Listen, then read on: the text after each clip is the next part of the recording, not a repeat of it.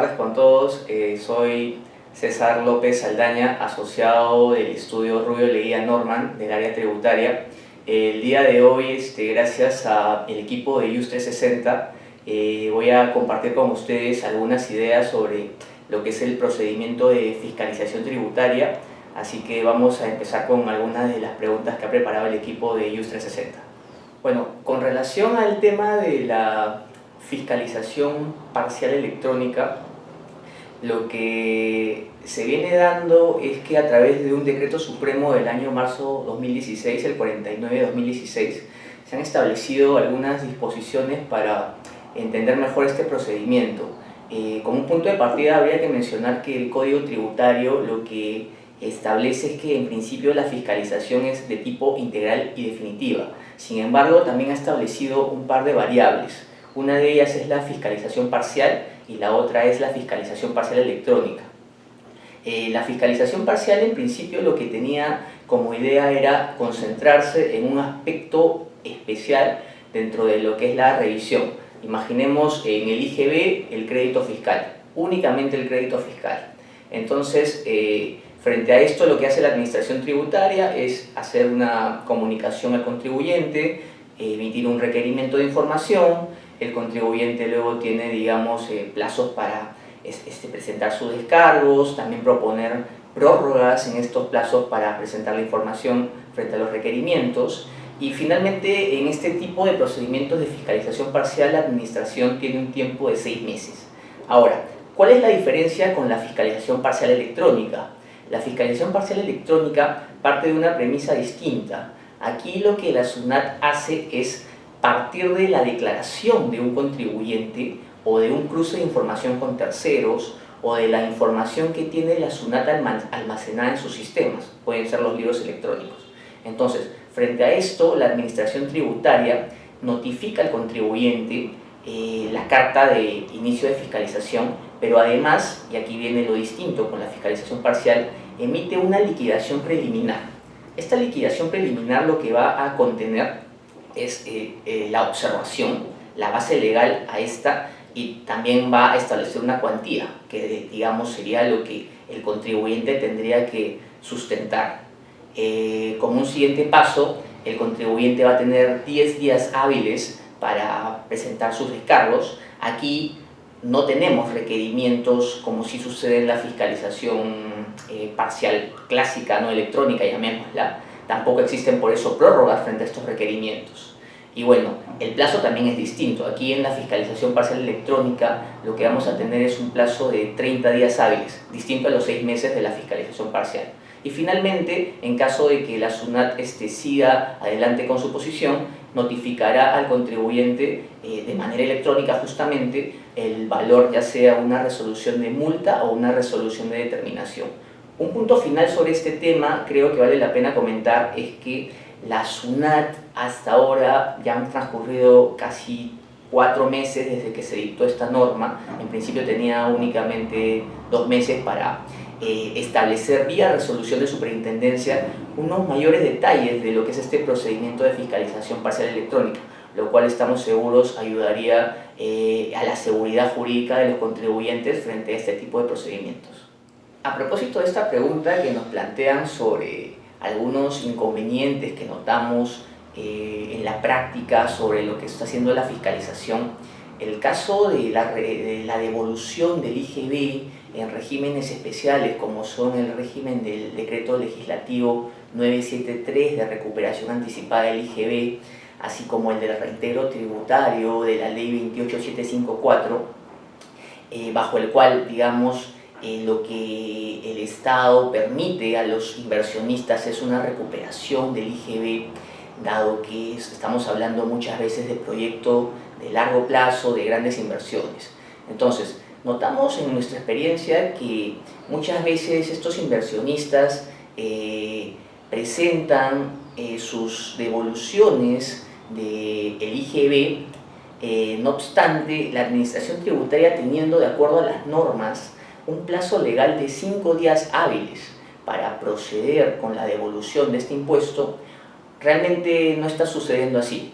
Digamos que si bien la SUNAT tiene este plazo para verificar sin perjuicio de una posterior fiscalización que pueda tener sobre la devolución presentada por el contribuyente, realmente notamos que la verificación de 5 días hábiles según el plazo legal termina convirtiéndose en 1 o 2 meses.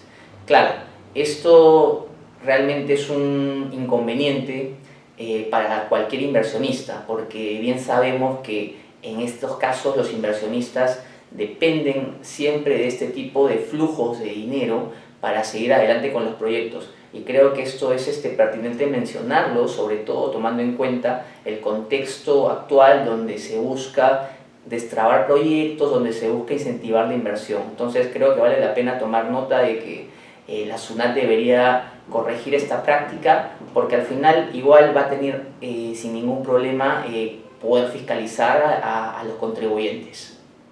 Bueno, con relación al tema de las cartas inductivas que la Administración Tributaria durante los últimos años ha tomado como práctica notificar de manera masiva a los contribuyentes, efectivamente surgieron algunas dudas, sobre todo sobre la naturaleza de este tipo de cartas, ¿no? Es decir, si efectivamente ya estábamos hablando de una fiscalización tributaria en los términos del código.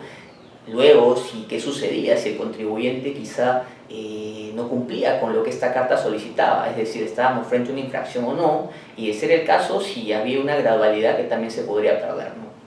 Lo que finalmente hizo la Administración Tributaria fue, a través de un informe, que es el 154/2015, absolver algunas consultas vinculadas a estos puntos. En principio, lo que la SUNAT concluye es que este tipo de cartas inductivas no forman parte de una fiscalización. Expresamente se remite a lo que define el reglamento de procedimientos de fiscalización. Digamos que estas cartas son justamente informativas. Tanto es así que para que exista un procedimiento de fiscalización, lo que tiene que haber es una carta de presentación de la SUNAT y un requerimiento correspondiente, lo cual no sucedía aquí. Entonces, punto 1, las cartas inductivas no comprenden una fiscalización en los términos del Código Tributario. Entonces, como consecuencia de esto, los contribuyentes, en caso no terminen de cumplir o absolver las dudas de la SUNAT, digamos, tampoco estarían incurriendo en una infracción sujeta a una multa, ¿no? Esto también es importante hacerlo conocer, porque a veces los contribuyentes dudaban cuál era el proceder. Claro, es natural que tengan que cumplir, es natural que tengan un deber de colaborar, pero de no hacerlo no hay una infracción. Ahora, esto sin perjuicio que la SUNAT efectivamente inicie una fiscalización en los términos correspondientes, ¿no? A través de la carta que comenté antes y el requerimiento respectivo. Y bueno, finalmente, lo otro que cae como consecuencia es que tampoco podríamos hablar de una pérdida de una gradualidad, ya que no existe infracción alguna. Tampoco podemos hablar de términos como subsanación voluntaria o subsanación inducida, ¿no? Entonces, creo que en términos generales este informe concluye y aclara algunas ideas que los contribuyentes siempre tenían dudas frente a este tipo de cartas inductivas, lo cual es bastante importante compartir con ustedes. Me preguntan sobre las últimas resoluciones nacionales operativas adjuntas que ha estado publicando la SUNAT. Para ser más precisos, la resolución de superintendencia 200/2016, a través de la cual se publican resoluciones de superintendencia nacional adjuntas operativas. Esto creo que es de mucho interés para los contribuyentes, sobre todo que están en algunas fiscalizaciones, y lo importante aquí es entender que la SUNAT está volviéndose más consciente de que no toda infracción objetiva probablemente supone un perjuicio para el Estado. Era muy normal que en situaciones donde los contribuyentes, quizás sin un dolo, sin una intención real de beneficiarse, terminaban cometiendo infracciones, a veces por desconocimiento de la norma, a veces por algún error, y estas infracciones finalmente eran sujetas a multas, y multas que generaban intereses y obviamente era un costo para los contribuyentes. Para ser más precisos, entre todas estas resoluciones adjuntas operativas, creo que Una que vale mencionar es aquella que castigaba al contribuyente cuando, por ejemplo, en una declaración jurada anual del impuesto a la renta, el contribuyente lo que hacía era, llamemos por error, declaraba un saldo a favor superior al correcto. Por poner unos números, quizá el saldo a favor declarado era 10.000, ¿no? Sin embargo, días después el mismo contribuyente se da cuenta que el saldo a favor quizá era 8.000. Entonces, esos 2.000 de diferencia, que eran un saldo a favor indebido, provocaban una multa, en realidad el 50% del mismo, es decir, 50% de 2.000, 1.000 soles de multa por un error, llamemos, involuntario. Claro, lo que este tipo de resoluciones tratan de corregir es la discrecionalidad que tiene la SUNAT para establecer una multa o no. En este caso, para ser más precisos, lo que la SUNAT dice es: no va a haber una infracción de 1.000 soles en el caso que comentaba, siempre que este saldo a favor no haya sido materia de compensación, materia de devolución o se haya aplicado. Efectivamente, entonces, la SUNAT admite que siempre que no hay un perjuicio o una intención del contribuyente de beneficiarse con este saldo a favor indebido, tampoco debería haber una multa correspondiente. Esto creo que es importante mencionarlo, sobre todo a contribuyentes que están enfrentando fiscalizaciones, y esto también, digamos, se amplía a otro tipo de supuestos, ¿no? A los de llevar libros electrónicos y adaptarlos, y también algún tipo de comunicaciones y presentaciones de declaraciones. Entonces, en general, creo que es importante este tipo de políticas, de comportamientos que lleva a cabo la SUNAT para ayudar a los contribuyentes y justamente, ¿no?, valiéndose de esa discrecionalidad que le permite el Código Tributario. Finalmente me preguntan sobre una reciente resolución del Tribunal Fiscal de carácter obligatorio. Específicamente es la resolución 1918-Q-2016. A ver, lo que digamos aquí se ha establecido como criterio es importante conocer, sobre todo para un tema como es el procedimiento de fiscalización tributaria. Es un caso donde un contribuyente vía queja presenta ante el Tribunal Fiscal argumentos que como que no se le había notificado los requerimientos y tampoco se le había otorgado este plazo que el Código Tributario le permite para presentar unos descargos previos, finales, antes de la emisión de unos valores, ¿no? Entonces el tribunal analiza si efectivamente la queja es la vía procedimental para analizar este tipo de comportamientos, llamemos, de la SUNAT frente al contribuyente.